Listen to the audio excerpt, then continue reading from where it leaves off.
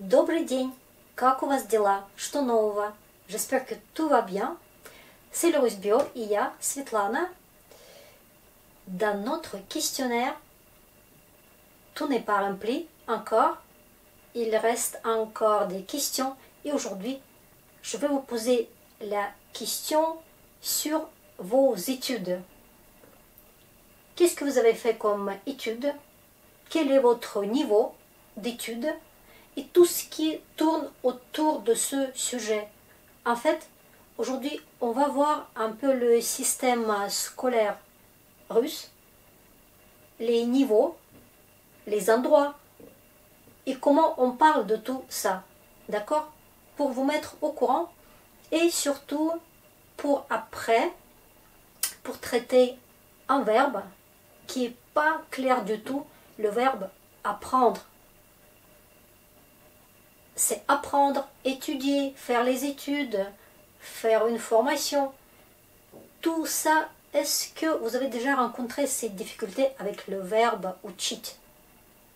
Voilà, mais ça, c'est la prochaine fois. Aujourd'hui, c'est le système, à peu près comment ça marche en Russie. Allez, notre petit soleil. Je vais mettre études. Et on va voir vraiment, étape par étape, comment ça se passe en Russie.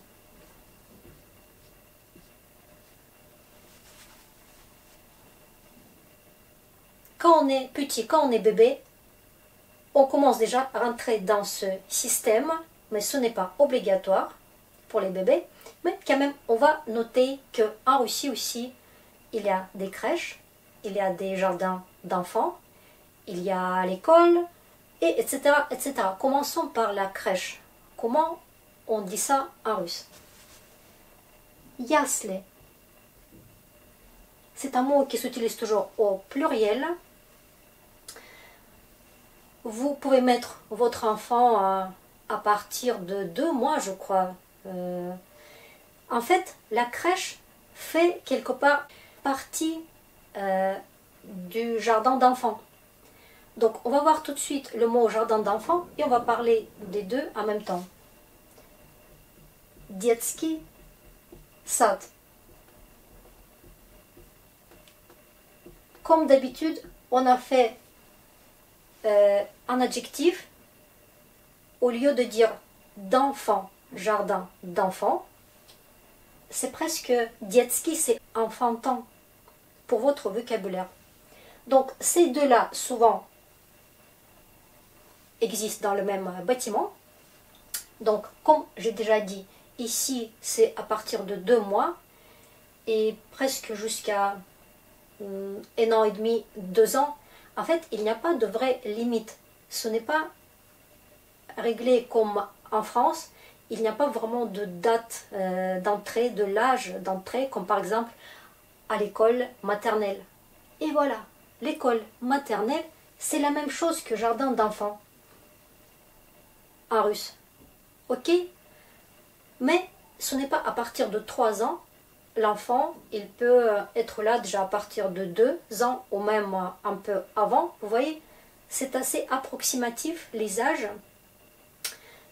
Mais tout ce qui nous intéresse, c'est un peu les équivalences entre le système français et russe. Donc, детский сад, jardin d'enfants, c'est la même chose que l'école maternelle. Donc, on n'appelle pas, on ne donne pas le nom école avant 7 ans.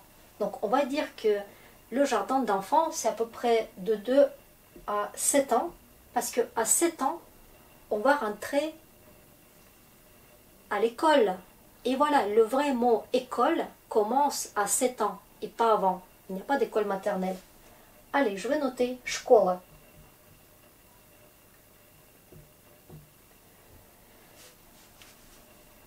Cette histoire commence à 7 ans, comme j'ai déjà dit, et ça dure 11 ans. Donc, on ne va pas quitter cet établissement. On ne va pas faire comme en France, école primaire, collège, lycée. On va tout mettre ensemble et passer 11 ans avec les mêmes gens. Vous voyez le truc? c'est quelque part bien, et de l'autre côté, pas trop, parce qu'on peut rester dans la même classe tous les 11 ans. Voilà, donc школа, c'est donc de 7 à 18 ans, 11 ans, le parcours. Évidemment, dans ces 11 ans, il y a des périodes, et parfois on les nomme, par exemple, l'école primaire. En russe, on peut dire начальная школа. Начало, c'est le début. Начальная школа. On va noter quelques adjectifs. Aya, parce que школа, féminin, en russe. Et après, il y a un autre mot, средняя, littéralement parlant, moyenne, après l'école primaire. Средняя. Et à la fin de ce parcours, on obtient un équivalent de bac, et en russe, ça s'appelle attestat. Et ce qui est bizarre, le nom qui va avec, parce que cette fois, c'est vraiment de quoi. On va voir le titre. Attestat. Donc c'est ça, le bac. Зрелости. Le génitif. De quoi? Зрелость, c'est l'âge mûr. C'est quand on mûrit. Зрелый fruct, c'est quand un fruit est mûr. Vous voyez le truc? Donc, on considère qu'à 18 ans, on est déjà assez mûr. En tout cas, dans le titre, on a ce nom. Ok. Comment on appelle les enfants à chaque étape de leur parcours? Donc ici, on va dire que ce sont воспитанники. Воспитать, c'est élever. Donc quelque part, ça pourrait nous donner le mot élève, mais non. Éduquer, élever, former, tout ça, on va un peu se perdre dans tous ces mots-là, mais chaque chose a son temps. Même les études, on va donner les noms différents. Allez, donc ici, воспитанник.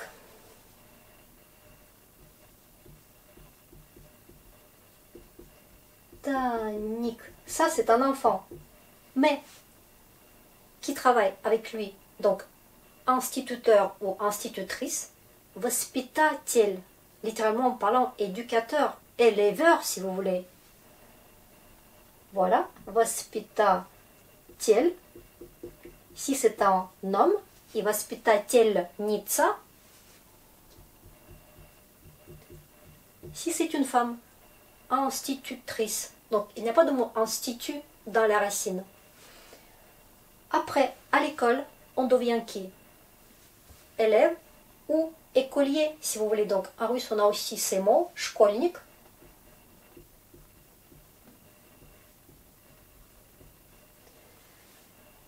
Et aussi ученик.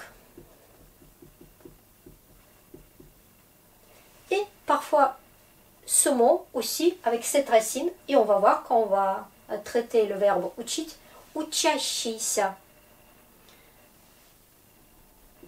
Учащийся школы, c'est la même chose que ученик.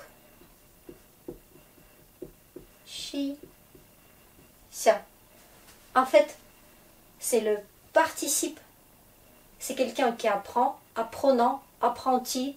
On va rencontrer ce mot dans la prochaine étape de notre formation. Ok.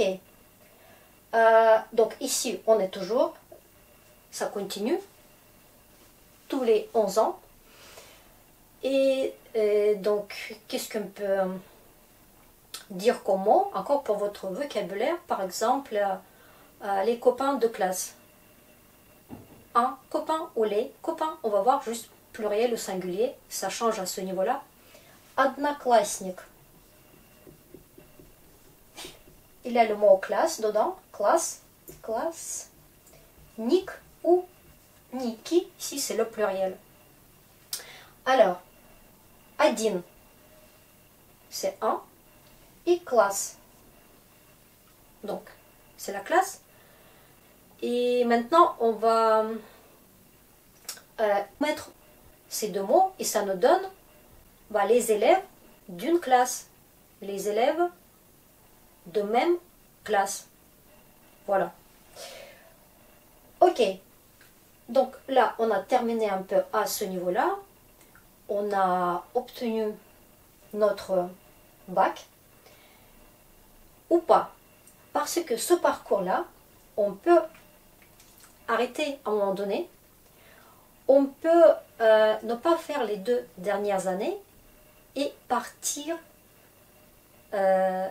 faire autre chose, dans le sens avoir une formation qui n'est pas encore, ce n'est pas encore les études supérieures, mais ça va nous donner à la fin quelque chose d'équivalent de bac plus 2, carrément, parce que ça dure d'habitude 3 à 4 ans, ce parcours. On fait déjà les études spécialisées, vous voyez, on commence la spécialisation avant le bac.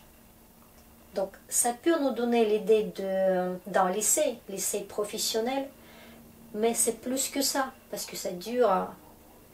Donc, on s'arrête à 16 ans et on fait encore 3-4 ans, donc 20 ans, ça se prolonge. Et on va voir qu'est-ce que c'est ces endroits.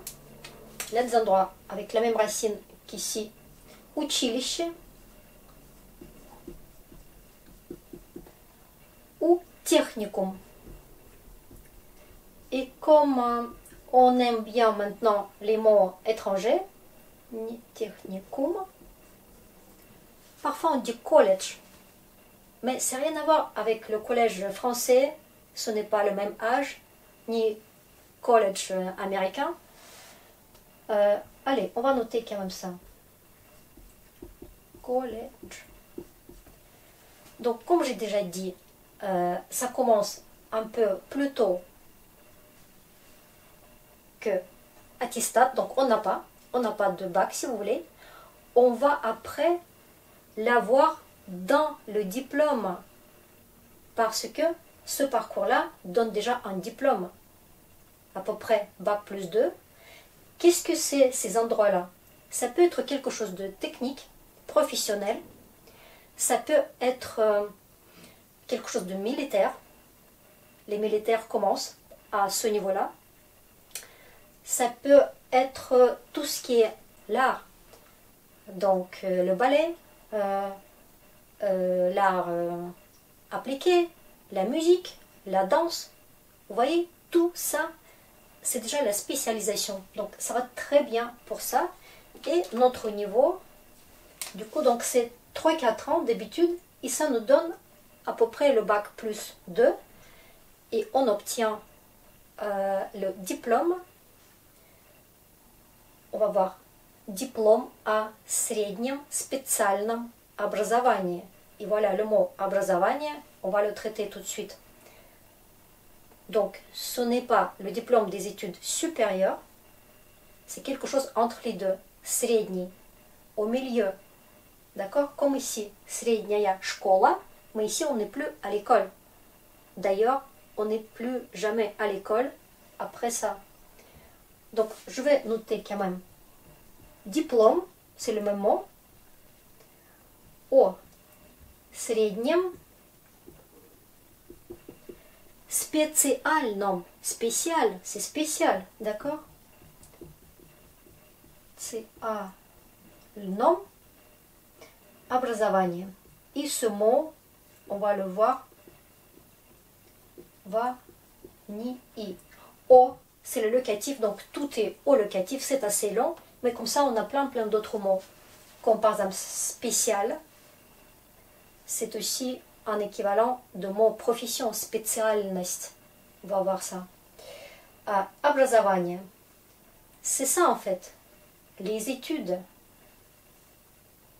ça peut être aussi la formation, ça peut être même le parcours scolaire. Quand on demande какое у вас образование? Attention, encore une fois, у вас. Quel niveau d'études avez-vous? У вас, vous vous rappelez, ça remplace le verbe avoir. Littéralement, образовать, c'est former. Donc, littéralement parlant, c'est la formation. Mais ce n'est pas que la formation, n'importe quelle formation, c'est la généralité des études. Et donc, pour... pardon, образование и, et le nom, au nominatif, образование. Voilà. Donc ça, ce mot, il a plusieurs sens, mais en russe aussi, on peut dire какое у тебя образование, mais on peut juste demander где ты учился, où tu as appris finalement. Учить, учиться, c'est apprendre. Mais non, dans nos têtes, c'est tout de suite, je vais noter cette question. Где ты, вы, on va voir, c'est juste la conjugaison qui change. Где ты учился? Ou училась, parce que c'est au passé. Vous voyez elle. Ou какое у тебя образование? Какое? Quelle est ta formation? Quel est ton niveau d'études ou ton parcours scolaire? Tout ça quoi. Voilà. Какое у тебя образование? C'est deux formes pour obtenir la même, deux formes de questions pour obtenir la même réponse. Ok, donc ça, on a déjà le diplôme. Comme j'ai dit, à peu près, c'est le bac plus 2. Mais ce n'est pas les études supérieures encore. Pour les études supérieures, il faut aller plus loin. On peut aller après после школы, après l'école, ou après ces établissements qui nous donnent déjà un avantage de bac plus 2. Comment on appelle, donc, comment on dit en russe les études supérieures? Eh bien, on va encore utiliser ce mot et on va juste ici, à cet endroit-là, là on a dit que c'est les études moyennes en gros, le milieu entre l'école pour les petits et la formation supérieure. Maintenant, supérieur, ce n'est plus moyen, c'est supérieur. On va noter ça comme ça. Donc, à cet endroit-là, le mot reste образование, mais высшее.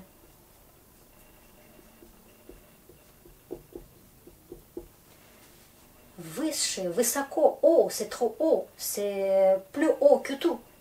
Voilà. Comment on appelle aussi un établissement qui permet d'obtenir la formation ou les études supérieures? Высшее учебное заведение. Ça vaut le coup. Высшее. Regardez, c'est aussi parce que заведение, ce sera aussi notre. И c'est notre высшее. Учебное. Encore cette racine уч. On va voir. Учебное. Заведение. Дение. N'importe quel établissement scolaire, c'est заведение. Et je dis scolaire, mais en russe, littéralement, ce n'est pas scolaire. C'est un établissement où on apprend. Учебный, учеба, apprentissage. Apprendre. C'est très intéressant cette racine et c'est pour ça que je vais faire vraiment un cours rien que sur ce verbe et cette racine. C'est trop long de dire ça. Du coup, c'est pas possible de chaque fois dire des mots aussi longs. On va les raccourcir, on va faire une abréviation et vous allez voir cette abréviation souvent peut-être dans les films ou dans les papier, et ça pose un problème, on ne sait pas ce que c'est. Vous. Les premières lettres de chaque mot. Vous. Высшее учебное заведение. Qu'est-ce que peut être un вуз, один вуз? Parce qu'après, on le traite presque comme un nom. En russe, on n'utilise plus le mot школа, comme parfois en français, on dit école supérieure. On peut dire высшая школа, mais vraiment dans les contextes très limités. D'accord? Donc, ça va être institut, institut,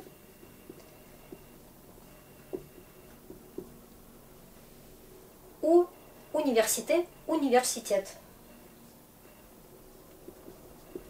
Universitet. Voilà. Quelle est la différence?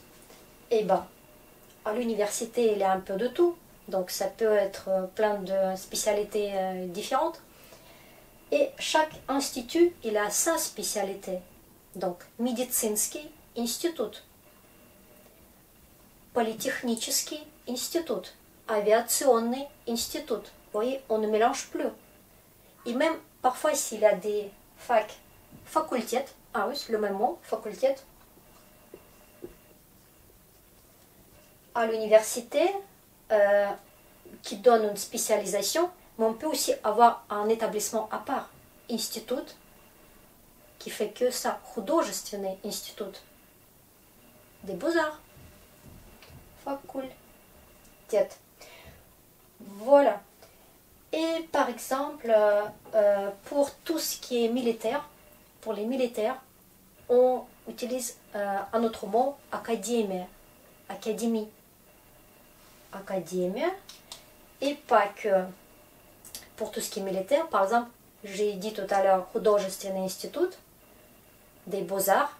Souvent aussi pour tout ce qui est art, on peut aussi utiliser le mot académie.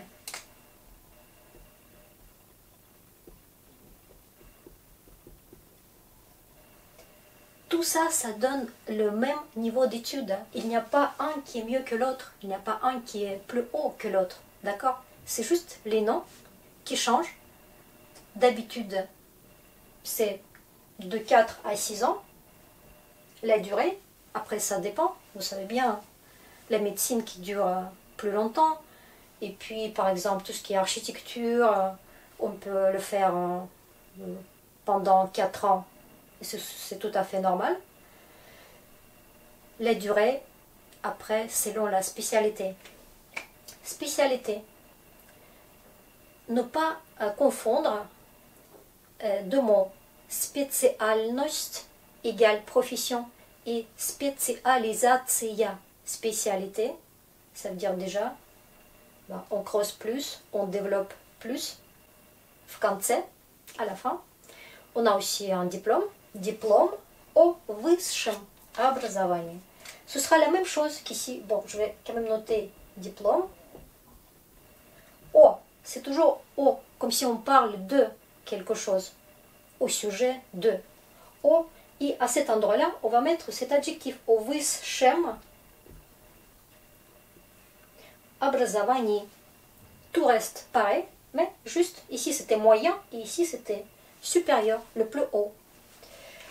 Ok, et on peut aller un peu plus loin, donc on peut faire le doctorat, je sais pas quoi, en russe. Cette étape-là, il va s'appeler aspirantura. Et tac tac tac, aspirantura.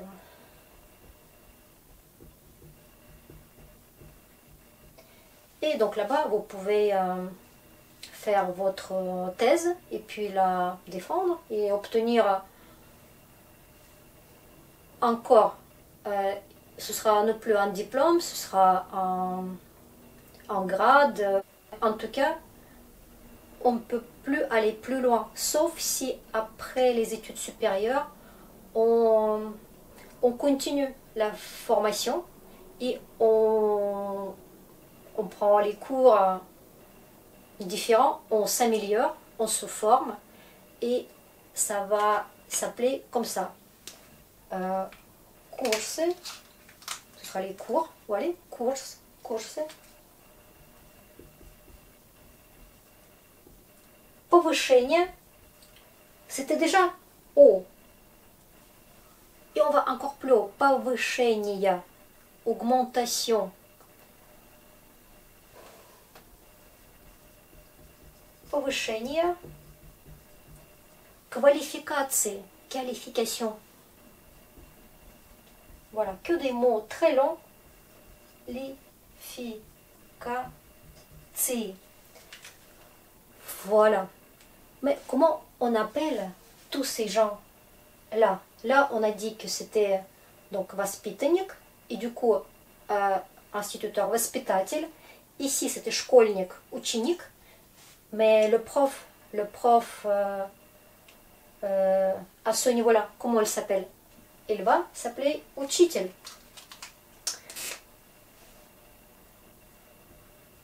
Учитель ou учитель? Учительница, si c'est une femme. Le prof, la prof.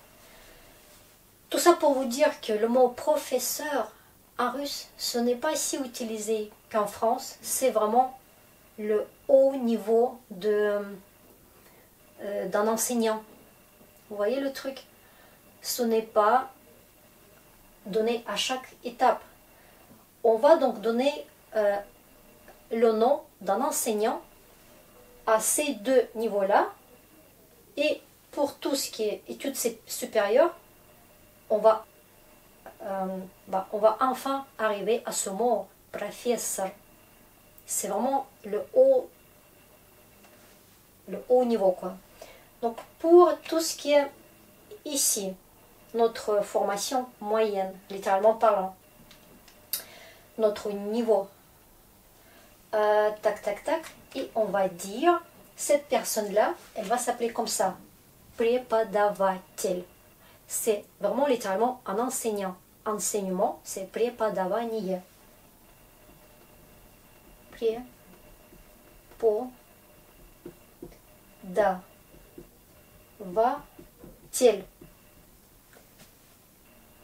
La racine, c'est давать. C'est quelqu'un qui vous donne l'information. Ok? Ça va ici. Et à tout ce qui est école supérieure, on va aussi dire преподаватель. Mais il y a des enseignants, des profs qui sont placés plus ou moins haut. Donc le summum de la carrière d'un prof, professeur. Et on va noter ce mot. Professeur. Voilà, le vrai professeur en Russie, c'est là. C'est vraiment le meilleur, quoi. Le meilleur. Et impossible de dire à ce niveau-là ou à ce niveau-là le mot professeur. Ok. Et donc la personne qui fait ses études, comment elle s'appelle? Bah, un étudiant en russe, student. Student. On va noter, il n'y a plus de place. Allez, poum poum poum. Pour que ce soit un peu différent, student.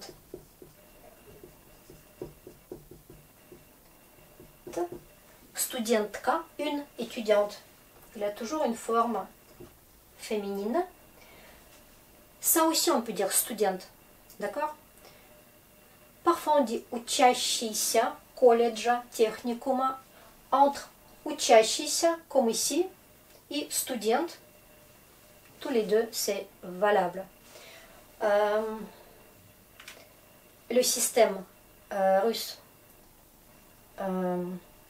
permet d'avoir, comme en France, mais on va même encore plus loin. Ça peut être carrément gratuit ou payant. Donc les mots différents. Quand c'est payant, il a le mot payer, paiement dans la racine. Платное образование. Платить, payer, платное. Платное. Ici, c'est gratuit, c'est sans payer, donc бесплатное. Mais il a aussi un terme, et c'est le mot pas très russe non plus, mais ça va vous parler, budget. Un budget. Il a un certain budget pour former cet élève, cet étudiant, une formation gratuite, les études gratuites, budget.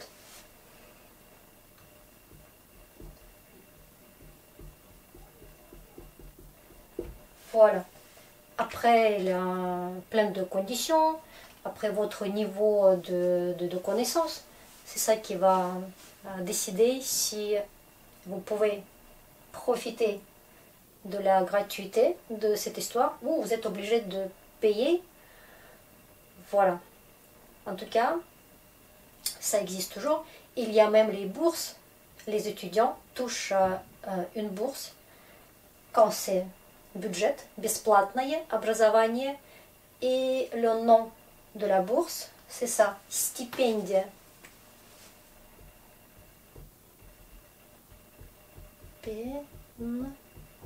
Dia. Voilà, on a presque tous les mots. Qu'est-ce qu'il nous manque un peu dans cette histoire? Qu'est-ce qui est différent aussi? Quand on fait les études en France, on a toujours les stages à faire. Stage, stage. Vous voyez, ce mot stage en russe veut dire autre chose. Stage, c'est l'ancienneté de travail. Ça veut dire la quantité d'années qu'on a travaillé dans la vie. Donc, à ne pas confondre, tout ce qui est stage, comme en France, ça va être soit stagirovka, mais c'est plus un stage après les études. Et pendant les études, c'est le mot, vous allez trouver ça drôle, practica, pratique, la pratique, practica.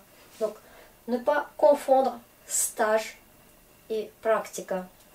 Ça va être notre dernière chose, parce que je n'ai plus de place du tout. Allez. Practica. Et en stagiaire, practicante. Et une stagiaire. Practicantka. Practicante ou tka. Voilà. Il n'y a pas de place du tout. Je m'arrête. C'est le moment de vous dire au revoir. Спасибо, что были со мной. Мы увидимся очень скоро. Пока-пока-пока.